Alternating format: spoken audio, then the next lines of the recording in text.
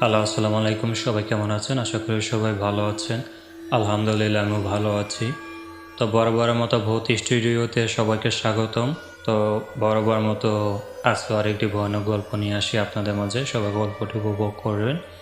আর সেই সাথে অবশ্যই আমার চ্যানেল সাবস্ক্রাইব করবেন, বন্ধু হয়ে পাশে থাকবেন।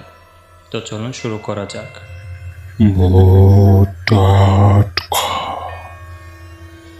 অত্রাই রানীনগর নওগাঁ, থানাধীন, নাম শুনে থাকবেন। 2005 সালের ঘটনা। সর্বহারা নামের দল যে প্রতিনিয়ত মানুষ খুন করত, তাদের মাঝে একজন সাখাওয়াতকে 11ই জানুয়ারি 5 সন্ধ্যা 8টার সময় গলা কেটে খুন করে। রাত 12টার দিকে তার লাশটি মর্গে পৌঁছে। লাশটি ফেরত আনার জন্য গাড়ি খোঁজার জন্য বাহিরে চলে এলাম। গাড়ি মিলল না।